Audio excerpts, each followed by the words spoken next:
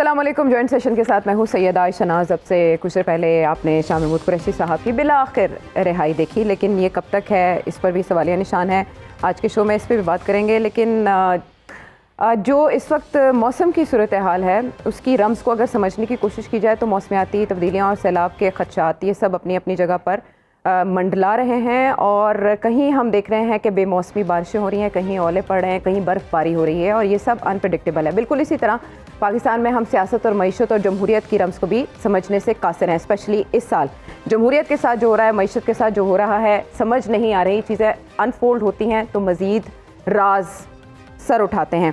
अब जो मामला है वो पंजाब और केपी में इंतखाब से आगे बढ़ के कौमी असम्बली के इंतखाबात पर जा रुका है, और इस पर भी सवालिया निशान यूँ है कि क्या वो इंतखाब भी बर वक्त होंगे या नहीं। हर कोई अपनी अपनी टाइमलाइन दे रहा है और हर किसी की अपनी अपनी असेसमेंट है। मौलाना फजलुर रहमान ने कल इस बारे में कुछ कहा था, वो कल के शो में भी हमने ऐड किया था, आज फिर हम ऐड करेंगे।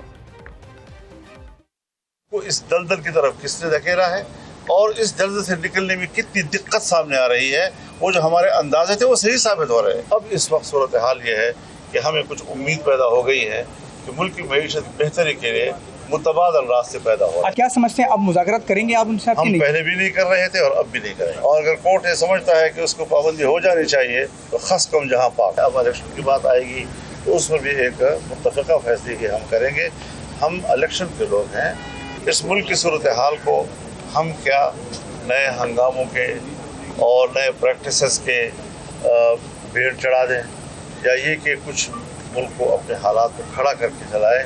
मैंने यही कहा कि इस पर मुशावरत हो सकती है, गुफ्तगू की जा सकती है, जो मुल्क के लिए मुफीद होगा वही फैसला। फ्रंट लाइन पे है नून लीग, इसी वजह से उनके रहनुमाओं के बयानात भी आ रहे हैं और सवाल भी उन्हीं से पूछे जा रहे हैं, चाहे वो मईशत हो या इंतखाबात का इनेकाद। तो इस सारे मामले की रम्ज़ को ज़रा सुलझाने के लिए हमारे साथ एनालिस्ट मौजूद हैं। ब्रिगेडियर रिटायर्ड वक़ार खान साहब आज के शो में हमें ज्वाइन कर रहे हैं। सैयद इमरान शफ़क़त साहब मेरे साथ स्टूडियोज़ में मौजूद हैं।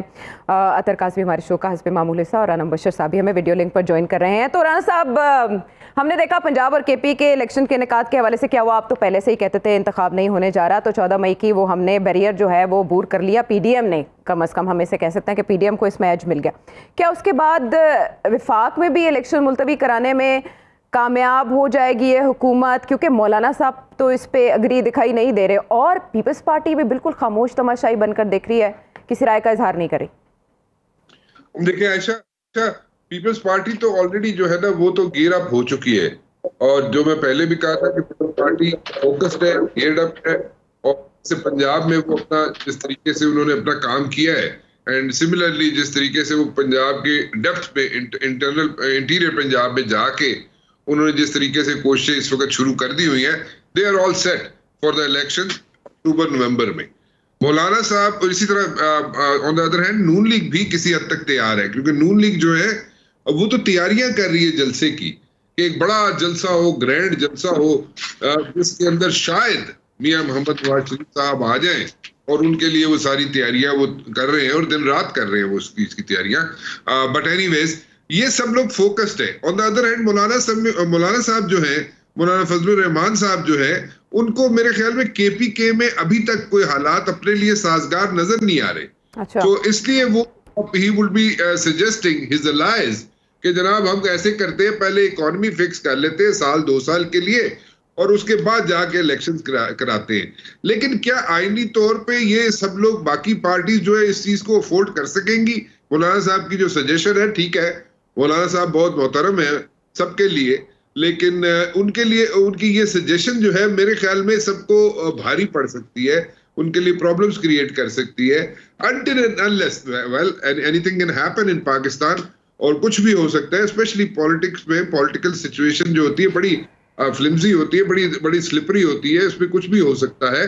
बट मेरे ख्याल में मौलाना साहब is not ready for the elections yet, so let's see.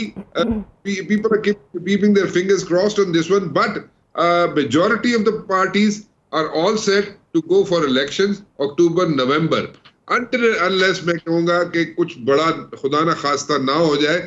हाँ, ये जरूर है कि पीटीआई के लिए प्रॉब्लम्स हैं, और इनको कहते आपके लिए प्रॉब्लम ना खड़ी हो जाए।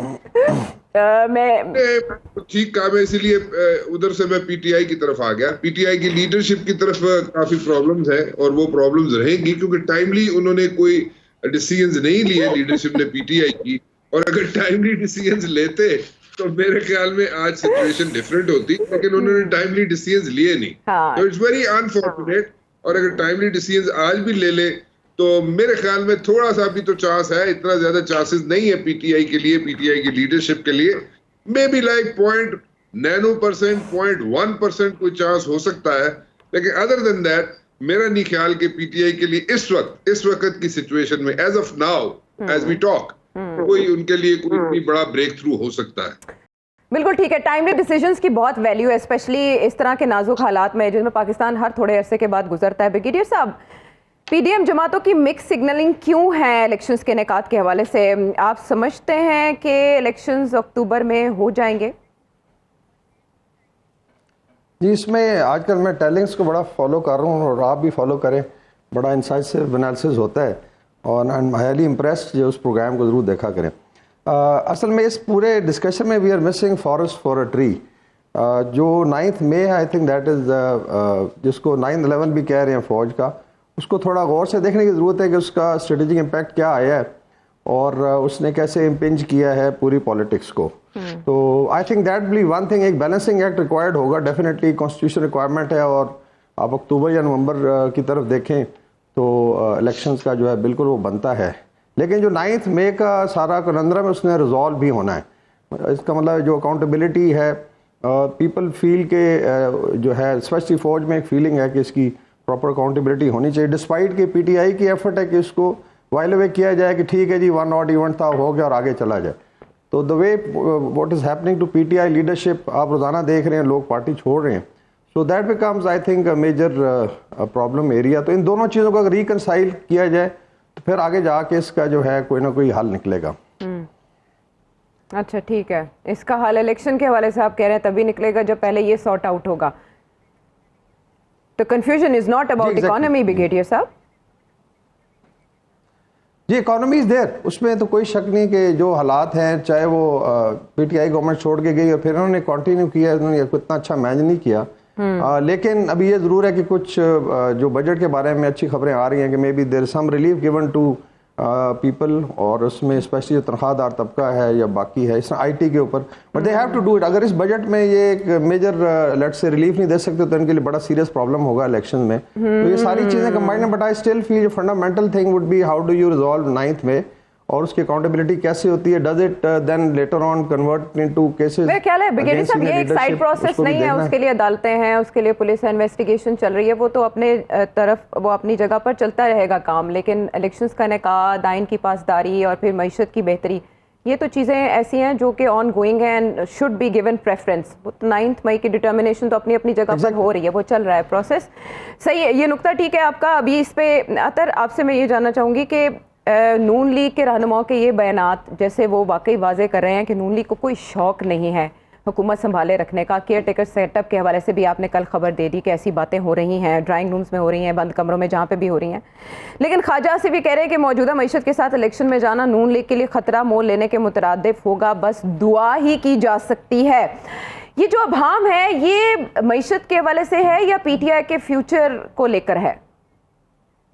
देखिए, इस वक्त अगर आप हुकूमत की कारकर्दगी देख लेना, इसको सिर्फ आप इसी तरह डिफाइन कर सकते हैं कि ये कोई ड्राउनी मज़ाहिया फिल्म है, ये हॉरर जो है कॉमेडी है। अच्छा, समझ नहीं आता कि आपने डरना कहाँ पे और रोना कहाँ पे और हंसना कहाँ पे है। इनकी कोई भी आप फैसला देख लें, क्या आपको खौफ नहीं आ रहा कि कौन से लोग इस वक्त पाकिस्तान के ऊपर मुसल्लित हो गए कि जिनको अभी तक ये नहीं पता कि आईएमएफ की डील कब होगी। बुनियादी चीज है कि मैं रोज आपसे मुज़ाकरात करके उठूं और मुझे ये नहीं पता हो कि ये मुज़ाकरात कब खत्म होंगे, जब आपको पता है कि आपके की तरफ से क्या इंफॉर्मेशन दी गई है, दूसरी तरफ से क्या इंफॉर्मेशन दी गई है। तो यहां से आप इनकी कारकर्दगी का अंदाजा। अच्छा, लेकिन तूफा तमाशा है कि डील एक्सपर्ट ही आईएमएफ से डील नहीं ले पा रहे।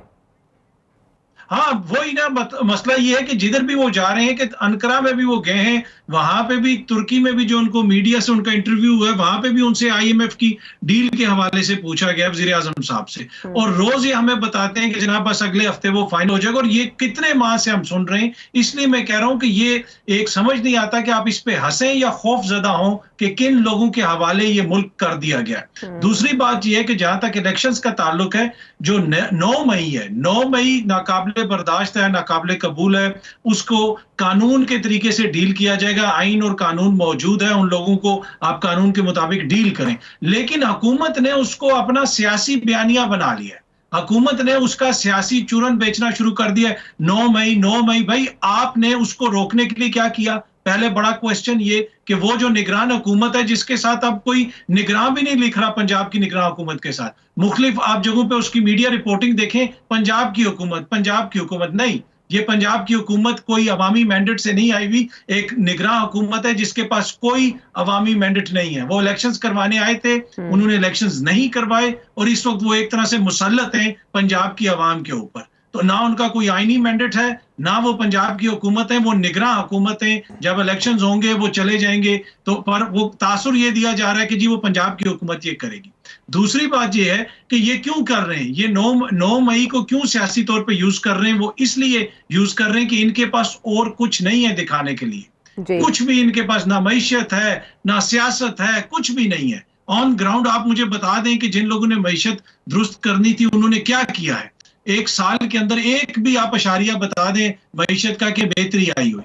किसी चीज में भी बेहतरी नहीं आई। इस वजह से ये कह रहे हैं कि जनाब वो जो मुखालिफ हैं वो दहशतगर्द हैं। अगर कोयटा में भी कोई कत्ल होता है तो वो भी उसने किया है, अगर लाहौर में कोई भी वाकया होता है वो भी उसने किया है। ये किसके साथ ज्यादती कर रहे हैं? ये आइन और कानून के साथ ज्यादती कर रहे हैं। और अक्टूबर में ये तभी इलेक्शंस की अभी एकदम से इनको याद आ गया, क्योंकि अब इनको थोड़ा सा आसरा हुआ है कि PTI कमजोर हो गई है। PTI कमजोर हो गई है, और जब इनको कंफर्म होगा कि वो कमजोर हैं, फिर ये इलेक्शंस करवाएंगे। नहीं तो उन्होंने अक्टूबर में भी इलेक्शंस नहीं करवाने। इनका मंसूबा यही है कि ये 2 साल या साल इसको एक्सटेंड करें किसी तरीके से। अब ये भी इसमें क्वेश्चन है कि उसमें आईनी गुंजाइश, भाई इस मुल्क में आइन कानून नाम की कोई चीज रह गई है? आप देख लें इसमें क्या हालात हैं, आपके भी सामने और मेरे भी सामने। तो ये इनकी कोशिश होगी कि PTI को मजीद कमजोर किया जाए और फिर इंतखाबात में जाए। लेकिन ये मेन जो पॉइंट मिस कर रहे हैं कि बंदे तो आप तोड़ देंगे, अवाम कोई भेड़ बकरी है कि आपके कहने पे दूसरी तरफ चले जाएंगे। इस वजह से जो है ये भी इनके लिए बड़ी मुश्किल है। मुश्किलों का जिक्र कर दिया अतर ने एक एक करके, और इसे हॉरर कॉमेडी मूवी, ये हमने एक नया जॉनरा भी देखा। देखिए कितना इंटरेस्टिंग है ना। मैं ज़रा पूछना चाह रहा था, सवाल है मेरे जहन में आता है, रिपोर्टर हूँ ना बुनियादी तौर पे, कि मुल्क हवाले कर दिया गया है, किने की हवाले है? किसके हवाले भला? वो कह रहे हैं ना कि कितने खौफनाक लोगों के हवाले मुल्क कर दिया गया है। आपको नहीं पता किसने किया? नहीं, मैं तो सवाल पूछ रहा हूँ। मुझे जाहिर है कि हवाले हुआ। मैं तो एक लाइल्म आदमी हूँ, मेरा इल्म तो उतना नहीं है, तो मैं सिर्फ ये जानना चाह रहा था कि हाँ जी इको जने लाएगा तो मैं सिर्फ ये जानना चाह रहा था कि किसने हवाले कर दिया। मैं सिर्फ अपने इल्म के इजाफे के लिए पूछना चाह रहा था। चलें वो अतर साहब बाद में बता देंगे। इल्म ज्यादा इजाफा हो तो खतरनाक हो जाता है। आपको पता है इब्लीस के साथ क्या हुआ? उसको भी गुरूर मार गया उसका। इल्म में ज्यादा इजाफा ना हो लेना, आजकल लोग की माइंड कर देना। मेरी बात सुने इमरान साहब, ना रिलेट ना करें। और इमरान को भी आप जरा मुझे इमरान ना कहें आप प्लीज। अच्छा शाह साहब मेरी बात सुने। हाँ जी, देखें इलेक्शंस की बात हो रही है। अच्छा इलेक्शंस की बात हो रही है। इलेक्शंस हो गए वक्त पे तो क्या सिनेरियो होगा, और अगर नहीं होते मुलतवी कर दिए जाते हैं तो गुंजाइश क्या है आईनी तौर? अच्छा जी, बात ये है कि पहली बात तो ये है कि इलेक्शन जो हैं वो अपने वक्त के ऊपर होने चाहिए। नहीं आप बताएं होंगे?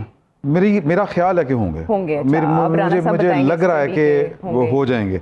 जाहिर है कि जो हुकूमत होती है वो किसी को भी जाती हुई बुरी जो है वो अच्छी नहीं लगती, बुरी नहीं लगती, मतलब अच्छी नहीं लगती। तो हमने देखे हैं इस मुल्क में तमाशे होते हुए लोग किस तरह आते हैं और फिर चिमट जाते हैं और फिर जनाब आइन की गलत किस्म की तशरीह करते हैं। फिर जब इक़्तिदार में आना हो तो फिर उल्टी सीधी हरकतें करते हैं। नहीं है मुंह से ये काफिर लगी हुई। तो किसी का दिल नहीं करता घर जाने को, किसी का भी नहीं करता, कोई इलेक्टेड हो या नॉन इलेक्टेड हो, वो सारे काम अपनी जगह के ऊपर हैं। लेकिन देखें एक वक्त का जबर भी होता है और हालात का दबाव भी होता है। अब ये मौलाना साहब को बात अच्छी लगे बुरी लगे, कादमी ख्वाजा साहब को बुरी लगे अच्छी लगे, उनको किसी ने मेरा मतलब फुलियाँ डलियाँ थी, अपनी चॉइस से आए थे ना, तहरीक अदम एतमाद अपनी मर्जी से लेके आए थे, या जिसकी भी कोई ऑप्शन थी अब इनकी अपनी मर्जी से तो आए थे। तो अब उसकी कीमत तो इनको देनी है जो इन्होंने काम किया है, ये जो भी इनकी परफॉर्मेंस रही है उसकी कीमत लोगों के सामने देनी पड़ेगी। ये है किताबी बातें, ठीक है, ये हैं वो बातें जो हम टीवी मुज़ाकरों में बैठ के हमें करनी चाहिए और हम करते हैं, लेकिन जो हक़ाइक़ हैं वो बड़े मुख्तलिफ हैं। जो क्योंकि जो कह रहे थे ना अपने अतर काज़मी साहब के किन के हवाले कर दिया गया, बिल्कुल हवाले किया गया था। बातें हुई थी, मामला तय पाए थे, तो वो जो बातें हुई थी, मामला तय पाए थे, चीज़ें अकॉर्डिंगली उसी तरह ही चलनी है। किसी को अच्छा लगे, किसी को बुरा लगे, जो किताबी पढ़ी लिखी बातें। आप कह रहे हैं लंदन प्लान में सारा कुछ सेट था, ये सारा नहीं, मैं लंदन प्लान का तो मुझे नहीं पता, लेकिन मुझे ये ज़रूर पता है कि पाकिस्तान में या पाकिस्तान जैसे ममालिक में इस तरह के जो मोर्जे हैं या इस तरह के जो सियासी काम होते हैं वो सीधे सीधे नहीं होते, उनके पीछे बहुत कुछ चल रहा होता है और बड़ा बड़ा कुछ तय करके फिर चीज़ें मंजर आम पर आती हैं या पर्दे के ऊपर आके चलना शुरू होती हैं। तो मेरी इतला भी है कि कुछ लोगों का ख्याल है कि इलेक्शन अब हो जाने चाहिए और चीज़ें जो हैं वो प्रोसेस चल रहा है, जिसको जो जहाँ पे पहुँचाना है वो वहाँ पर पहुँचाया जाएगा और जिसका जो अंजाम होना है वो होगा। और अगर किसी का ये ख्याल है कि जी अवाम ये हैं अवाम वो हैं, सर वो अवाम गली बाती हैं। मैं बड़े दुख से ये वाली बात कर रहा हूँ। ये चीज़ें जो हैं वो कहते हैं ना कि जी जड़े बढ़ाने वाले वही बिगाड़ने वाले, तो चीज़ें इसी तरह ही चलनी है। हमें अच्छा लगे बुरा लगे या पब्लिक कंजप्शन के लिए हम बैठ के बातें करते रहें कि जी कि ये कौन आ गए हैं, कौन चले गए हैं, जो आए हैं वो कौन आए हैं, वो किस तरह आए हैं, सबको पता। हाँ, लेकिन चीज़ें इस तरह तभी चलेंगी ना जब आपके पास दुनिया को दिखाने के लिए या उनके पास पूरे प्लान है। वो तो बड़े राजी हैं, मैं आपको ये बात बता रहा हूँ। वो कहते हैं सितंबर में $15 अरब होंगे हमारे पास। कौन कह रहे हैं? वही, अच्छा, ये कुछ ऑफिसर्स जो है ना FBI के, अच्छा, वो कहते हैं कि जी हमारी तैयारी पूरी है और 10 अरब इन 5 ममालिक से हमें आने हैं, वो इन्वेस्ट करेंगे यहाँ पे पाकिस्तान में, हाँ। और 5 अरब जहाँ से आने हैं ना वो हमने आपको बताना नहीं है। तो वो बड़े मुतमिन हैं, उनको लगता है कि चीज़ें जो हैं वो जिस तरह उन्होंने कोशिश की है वो उसी तरफ चल रही हैं और जा रही हैं। वो शहबाज शरीफ साहब की लीडरशिप में, उनकी प्राइम मिनिस्टरशिप में बहुत खुश हैं। उनको लगता है कि बड़ा अच्छा काम हुआ है। अच्छा, हाँ जी, वो बहुत मुतमिन है। ठीक है, आखिरी दिन तक ना हर एक को यकीन होता है नहीं मैं बहुत अच्छा काम कर रहा है। नहीं, मैं शहबाज शरीफ साहब की बात नहीं कर रहा। अच्छा, मैं कुछ ऑफिसर्स की बात कर रहा हूँ और ऑफिसर FBI के ऑफिसर स्पेसिफिकली कह दें। मैं बिल्कुल कहा FBI के सरकारी अफसरान की बात कर रहा हूँ। वो बड़े मुतमिन हैं जनाब प्राइम मिनिस्टर साहब की लीडरशिप के ऊपर। उनको कहते हैं पूरा एतमाद है, उन्होंने कहा कि काम हो गया। बिल्कुल ठीक है, ये आपको अंदाजा नहीं है। सितंबर में हम आपको कह रहे हैं फलां सितंबर की तारीख भी उन्होंने मुझे दी, 15 सितंबर, कहते हैं तब आप देखिएगा कि वो कितने पैसे आएंगे, मौजा हो जानी है। अच्छा, देखते हैं क्या होता है। Very nice. चले, आज हमें ये डेडलाइन तो मिल गई कि कब बेहतरी के आसार के लिए और PDM को कहाँ से सहारा मिल सकता है हुकूमत को। अक्टूबर नवंबर में अगर इलेक्शंस के इनेकाद की बात नून लीग कर रही है तो उससे पहले ज़ाहिर है सितंबर का महीना बारावर साबित हो सकता है उनकी उम्मीदों के लिहाज से, लेकिन शेख रशीद साहब की पेशगोई इससे बरक्स है। ब्रेक के बाद आते हैं वापस।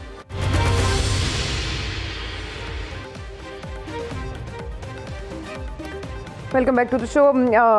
वैसे ओवरऑल जैसे कि राना साहब ने भी तबसरे का आगाज़ जब किया तो कहा कि election season, election gear up उसकी तरफ जा रही हैं सारी पॉलिटिकल पार्टीज़, तो ज़ाहिर है PDM को इंतखाबी तहत तो है नहीं और इसका बार बार चर्चा भी किया जाता है। कहा जाता है कि हम सिर्फ तहरीक अदम एतमाद के बाद साहब के ख़िलाफ़, चेयरमैन PTI के ख़िलाफ़ इकट्ठे हुए थे और ज़ाहिर है जब दोबारा इंतखाब होगा तो हर कोई अपना अपना बोझ उतारेगा और फिर नई नई शनासाइयाँ होंगी। इस सिलसिले में हमने एक्टिविटी भी जरदारी साहब की देखी है।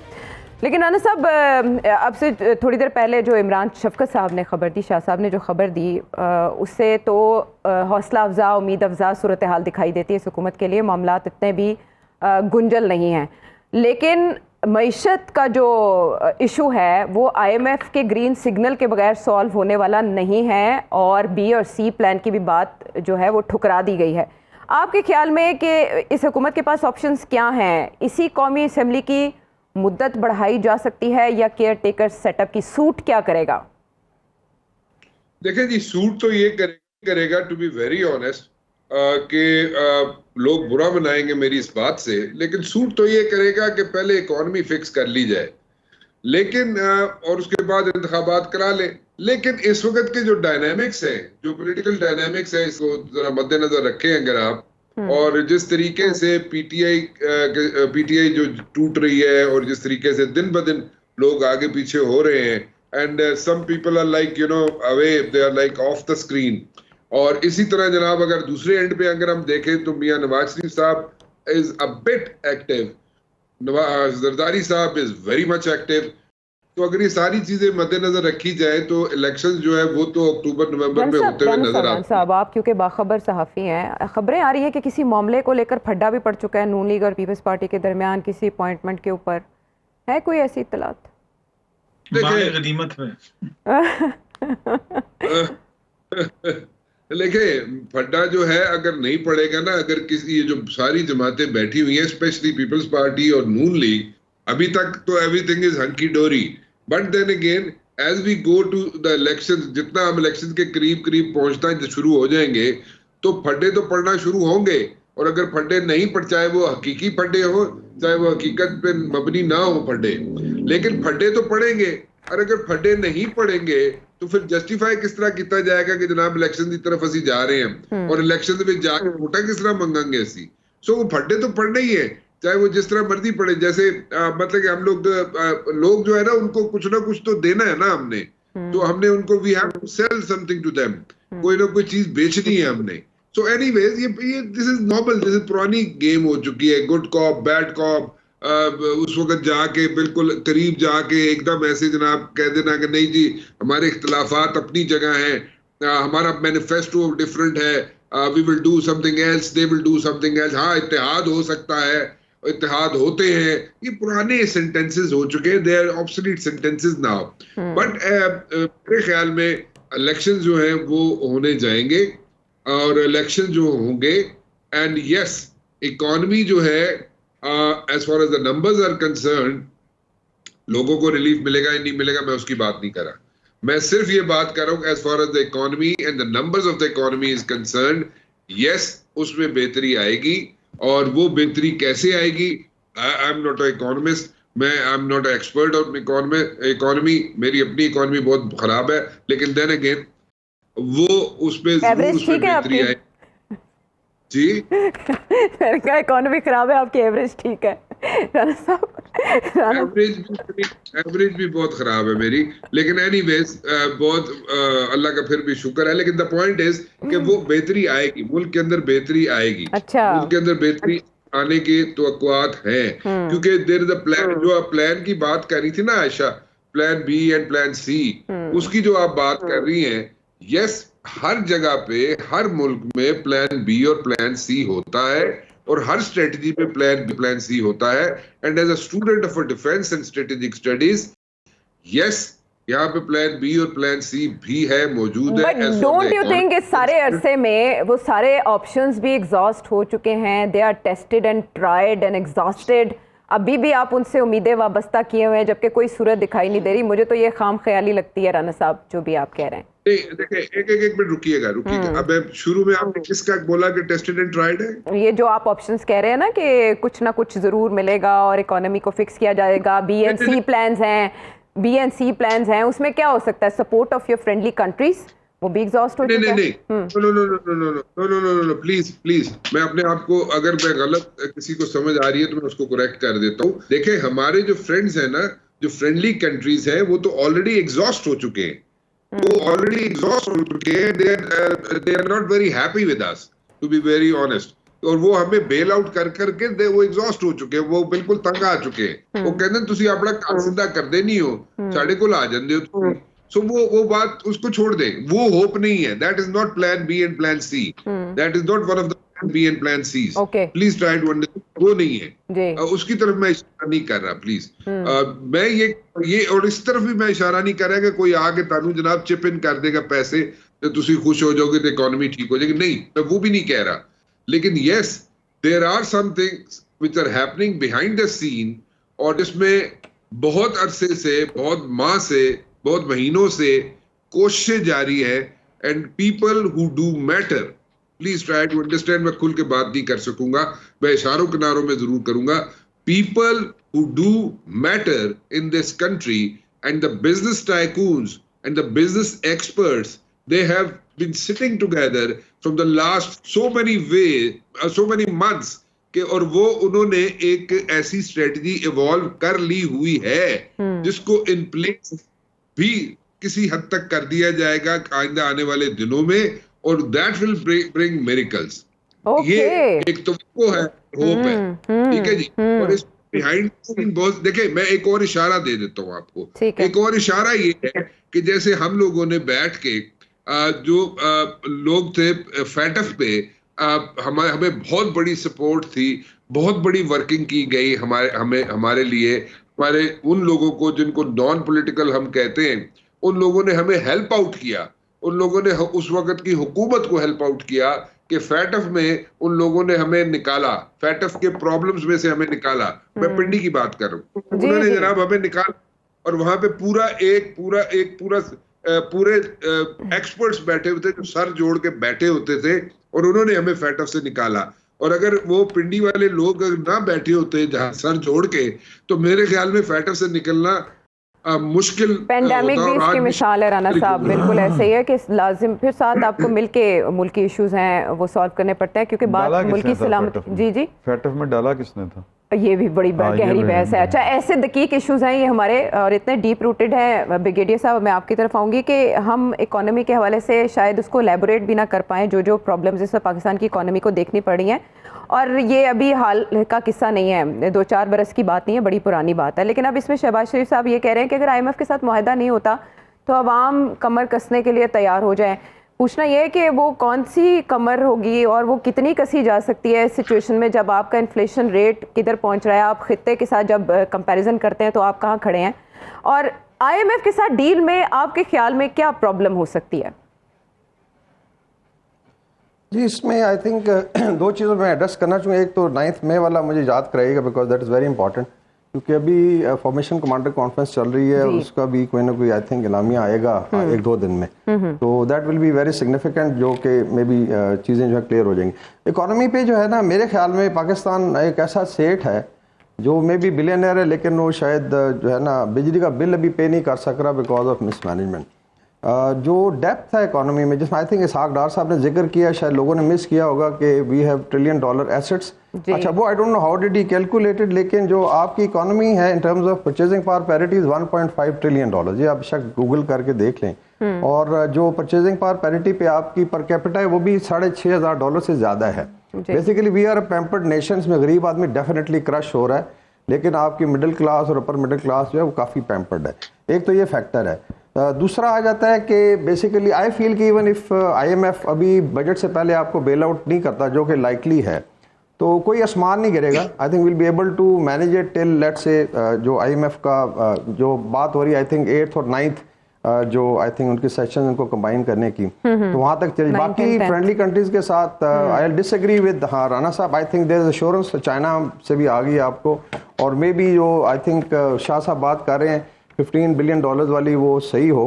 बट आई फील कि पाकिस्तान इकोनॉमी में बड़ी डेप्थ है। आई टेल यू कि मैं कई दफ़ा बड़ी क्रूड सी मिसाल देता हूँ कि इस्लामाबाद में एक रोड है जो 6 किलोमीटर का एरिया अगर राइट लेफ्ट आप बेच रहे हैं तो यू कैन जनरेट $10 बिलियन। मतलब this is the kind of asset जो आपके पास पड़े हुए हैं। तो इस तरह आई थिंक मायूसी वाली बात आई वुड से कि मिस मैनेजमेंट है, and this has been persistent for last 15 years, 15 साल से। मतलब ये आप देखें कि इसकी ट्रैजेक्टरी को सही तरह सेट नहीं हुई।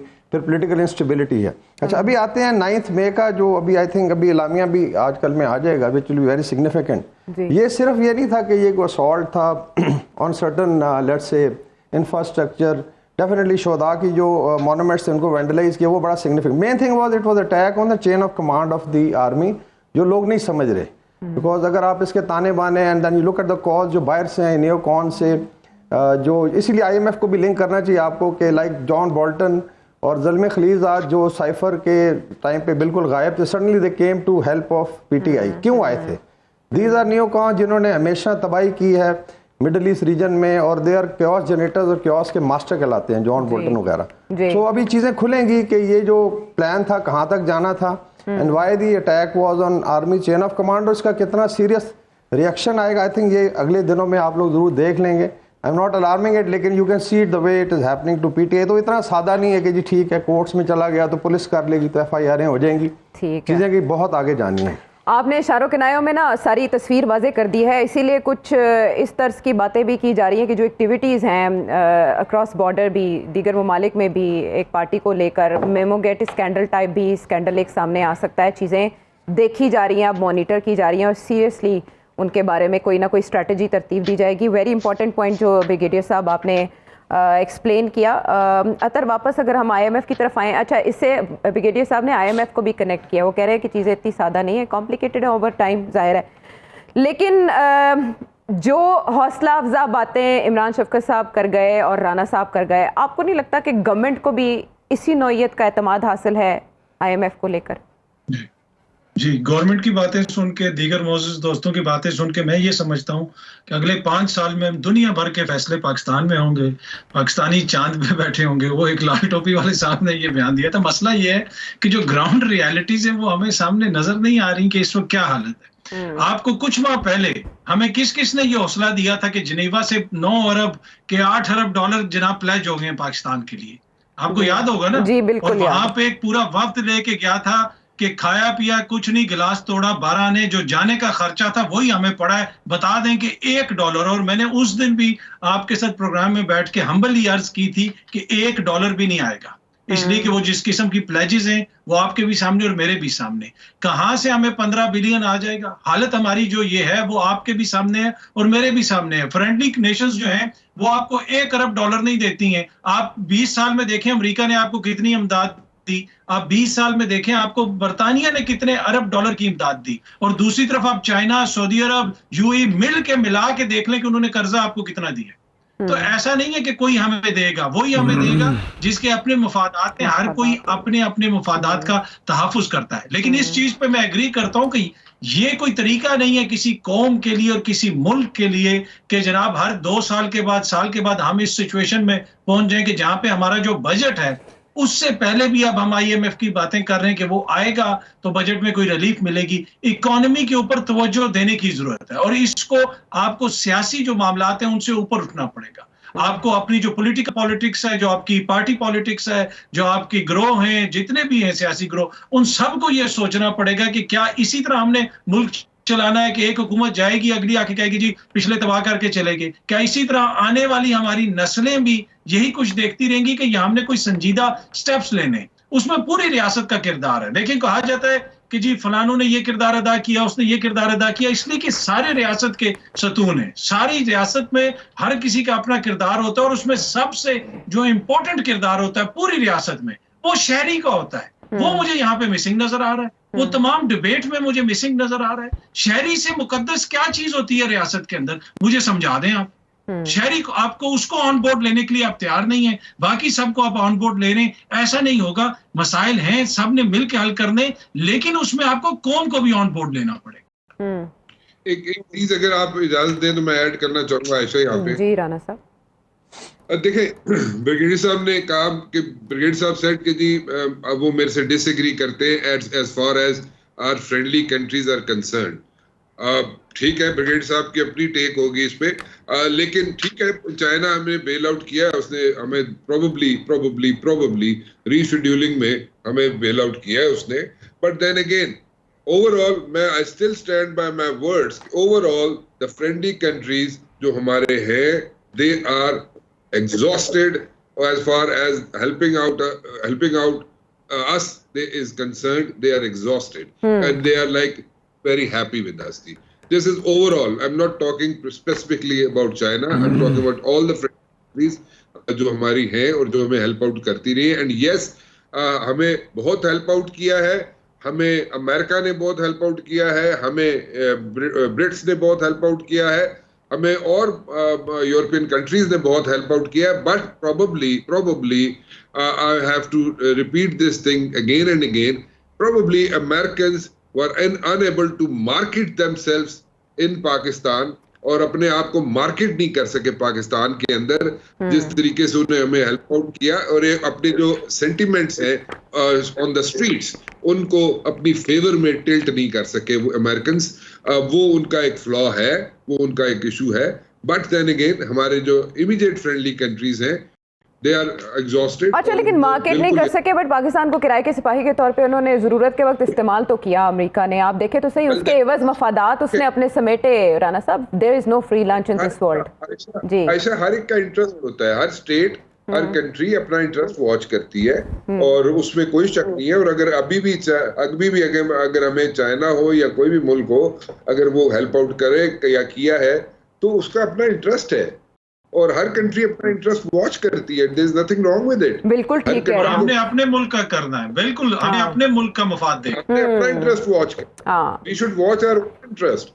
बिल्कुल ठीक है। इसी नुक्ते पे तो कोई बाहर से आके इंस्टेड ऑफ गोइंग, आज तक हमने ऐसा नहीं किया कि हम अपने इंटरेस्ट को वॉच करें। Do you agree?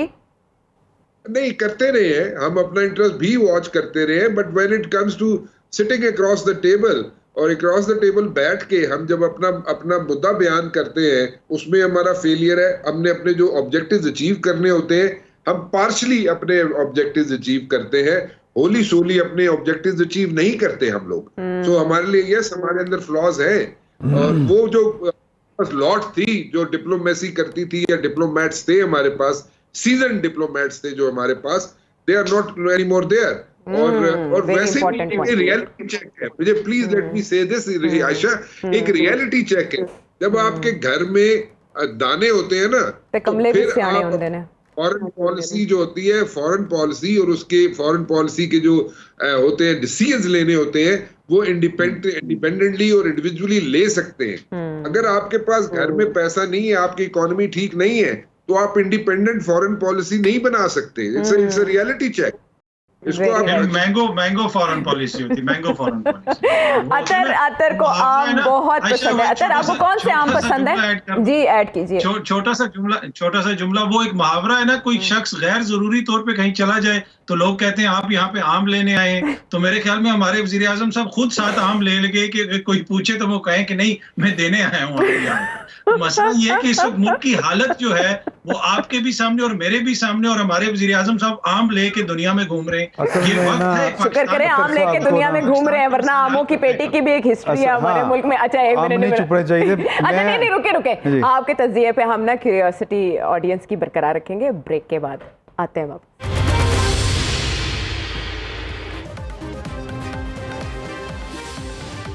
Welcome back to the show. Imran Shafqat साहब, आपको मैं याद करवाऊं कि बात क्या हो रही थी? दस्तनगर होने की, दोस्त ममालिक की इमदाद की, अमेरिका की मार्केटिंग के जो हो रही थी ना, वो मुझे जो बात ज़हन में रहेगी वो ये है कि एक तो हमें लाल टोपी वाले के साथ मिला दिया गया, ये बड़ी ज्यादती है। एक बात। अच्छा, दूसरी बात ये, मुझे तो स्मर्फ्स याद आ गए हैं। पता नहीं अब आप कौन से लाल टोपी की बात कर रहे हैं? वो इतने फिरदा होंदा। अच्छा। हाँ, लाल किले पे झंडा लहराएंगे, ये करेंगे, वो करेंगे, वो वाला। अच्छा, दूसरा ये है कि ये जब से मंजर से हटे हैं हमारे कुछ पाकिस्तान में, आपकी जुबान से नहीं हट रहे, बस कुछ नहीं, कई लोगों के दिल के दुख फफोले, वो क्या कहते हैं, वो जल उठते हैं, पता नहीं क्या वो शेर मेरे। हाँ, दिल के फफोले जल उठे सीने के दाग से इस घर को आग लग गई घर के चिराग से। तो ये ब्रिगेडियर साहब ने अभी 9 मई का जिक्र किया है, तो वो कुछ लोगों के जो दुख हैं, वो जो फफोले हैं, वो कम नहीं हो रहे, नहीं कम होंगे, वो नहीं कम होने और वो बढ़ने हैं। मैं आपको बात बता रहा हूँ, ये आप मेरी बात लिख लें।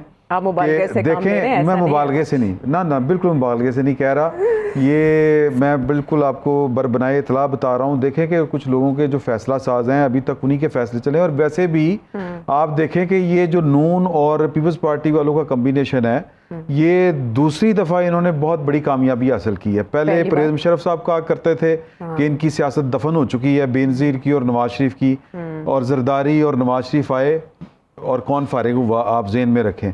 2030-35 तक का मंसूबा था ना, इस तरह की बातें होती थी।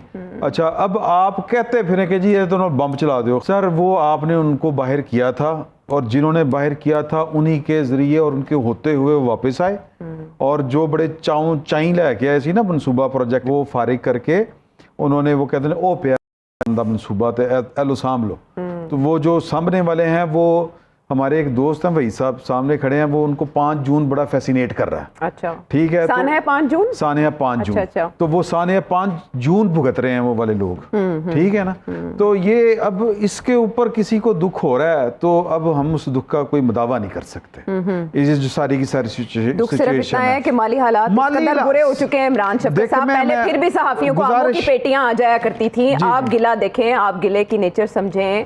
पहले फिर तोहफतन किसी को कोई भिजवा दिया करता था, अब गंजी नहाएगी क्या, निचोड़ेगी क्या। अब तो माली हालात इतने टाइट है कि देखिए माली, मैं इसको थोड़े से सीरियस नोट पे लेता हूँ कि जो 2 पॉलिटिकल पार्टियों ने जो वो रोटी को चोची नहीं कहती, जिन्होंने ये प्रोजेक्ट नाकाम किया है। अच्छा, वैसे उनके पेश नजर आज तक क्या रहा? अगर उनके पेश नजर वाकई मुल्की मफाद होता तो मामला उनके पेश नजर उनकी सबसे ज्यादा अपनी सियासत है जी, तो फिर क्या फायदा? सुन लेना बात, आपके ख्याल में वो इतने घाटे का सौदा करेंगे कि वो लोगों से जूते खा के फिर बाहर निकल जाएं? इस तरह नहीं होना। अच्छा, यानी चिमटे रहेंगे जी, चिमटे, मैं कहता हूँ चिमटे रहें, लम्बे पे रहें, यहाँ पर चिमटने का हक सबके पास है। हर बंदा यहाँ पे चिमटा है और मजीद चिमटेगा। आपने सितंबर की जो बात की, उससे पहले अगस्त में कोई चेंज आना भी है या नहीं, कंटिन्यू रहना? नहीं, अगस्त में चेंज नहीं, वो नहीं, सितंबर में तो चेंज कोई बड़े वाले आ रहे हैं। अच्छा, नहीं, सितंबर के चेंज और हैं। सितंबर के चेंज और हैं, वो उससे पहले अगस्त में बदलना है ना, हुकूमत की मुद्दत मुकम्मल होनी है ना। नहीं, मैं वो तो होगी ना। वो तो मैं आपसे गुजारिश कर रहा हूँ कि सितंबर अक्टूबर में लोग सोच रहे हैं कि इलेक्शन हो जाने चाहिए। अच्छा, ठीक है, लेकिन सितंबर में कुछ और तब्दीलियाँ आनी है, और हमें सुनने में लगता है जब ये बात होती है तो हमें जहन में सिर्फ 2 पर्सनैलिटीज जहन में आती हैं। एक आती है चीफ जस्टिस पाकिस्तान की और एक आती है सदर ममलिकत की। हाँ, नहीं, मैं तीसरी साइड की बात कर रही हूँ। हाँ जी, तो वो सितंबर 24 कुछ हो जाएगा जी, वही कह रही हूँ। हाँ जी, तो वो अगस्त में नहीं होना। लेकिन वो शेख रशीद साहब कह रहे हैं वो सितंबर होगा, उसी पे सबकी नजरें जमी हैं। वो किसकी फेवर में जाएगा आपको वो पता? उन्हीं की फेवर में जाएगा जिन्होंने वो करना है। अच्छा, ठीक है ना। वो गेम हाथ में है यानी कि। सर देखें, आप उनको फिर अगर किसी के दुख नहीं कम हो रहे तो मैं कुछ नहीं कर सकता। वो क्रीज के ऊपर खड़े हैं, दुख हम सबका और वो जाने के लिए है। इमरान शफकत साहब, जो मईशत का दुख है वो हम सबका मुश्तरक है। मैं कहता हूँ कि इनका पक्का निकल जाएगा। किसका? ये इन दोनों पार्टियों का। चलें, ये अगर इकोनॉमी ठीक नहीं कर पाते, मामलात को लेकर ठीक तरह नहीं चलते, तो इनकी सियासत जो है वो गई, इनकी सियासत गई। अगर ये मईशत को नहीं सुधार पाते, ऐसा पाकिस्तान में इससे बात हुआ, और क्या आपकी बात डिसाइसिव मोड है? अगले प्रोग्राम्स में इन पर बात होगी। तब तक के लिए अल्लाह के बाद।